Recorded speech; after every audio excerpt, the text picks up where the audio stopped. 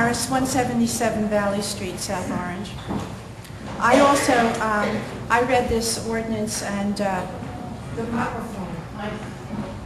this proposed ordinance and went through it with a fine-tooth comb as much as I could, and I find it flawed in many respects and most egregiously in constitutional ways.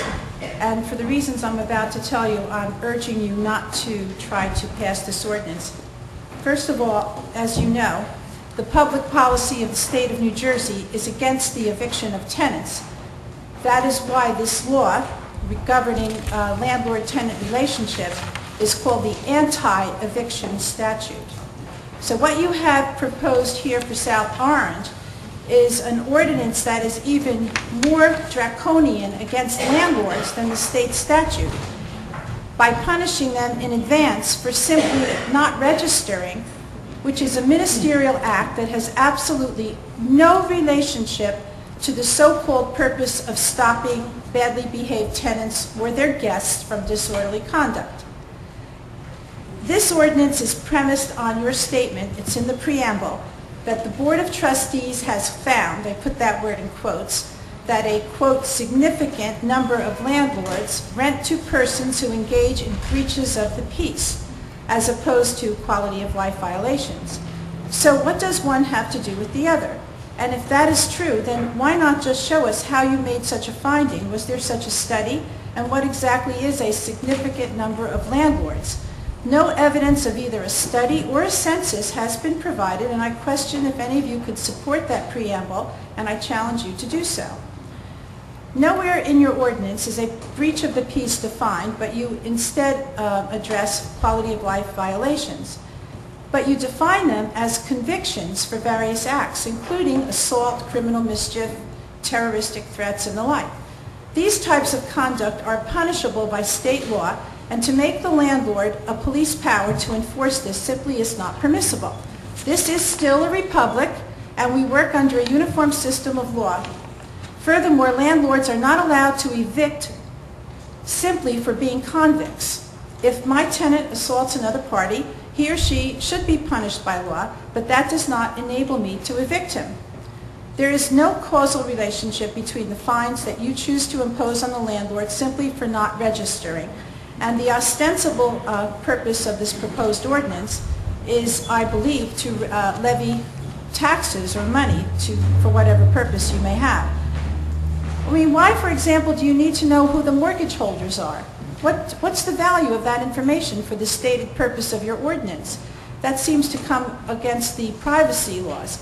And why do you need that information for multifamily houses but not for single family? You have inconsistency there. And the same applies to the questions pertaining to fuel oil. Like, why do you need that information? You have defined a quality of life violation as a conviction for various behaviors, yet the landlord is held to a different standard because of your use of the word commit. So technically, if a person commits an offense, that means just simply doing it, the landlord is now liable for some type of punishment. Yet by your own definition, there has to be a conviction for this offense. So I think your ordinance is very conflictive, contradictory, and hence vague and constitutionally defective. For a landlord to be at risk, you require 2 violations, but by 1 or more tenants. Hence, one tenant can be guilty of 1 violation and another guilty of a 2nd violation, and the landlord is thus at risk of losing a license in a situation in which the landlord could not possibly have evicted either tenant. The standard for eviction under state law is to detail with specificity the conduct complained of, and it must then be repeated before the tenant can be evicted. With your ordinance, it is theoretically possible to commit several different acts, and without a repeat, you will not get the tenant evicted, but you will still be punished in South Orange as a landlord. Your ordinance proposes to take away the landlord's right to rent property. How can you violate the United States Constitution in such a manner? If you prevent a landlord from renting or re-renting, be prepared to pay for the unjust taking of someone else's property. You are putting the taxpayers at risk of having to subsidize someone else's apartment.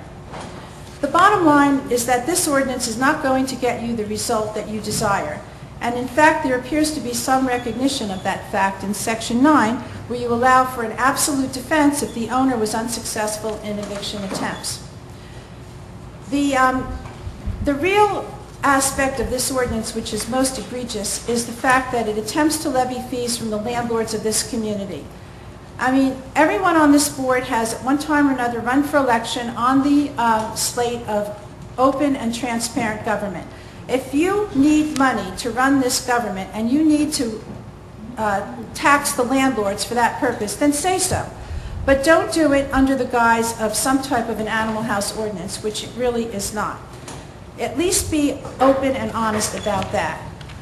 This ordinance is constitutionally vague. It violates public policy. It violates privacy. It does not offer due process. And in general, it is a dishonest attempt to do indirectly what you would not boldly do directly. And that is why we have the police, and that is their function, to arrest for this type of conduct. So I urge you not to pass it, and I warn you that if you do, it will haunt you in the future because it was not well thought out and it should not be part of our law. Thank you.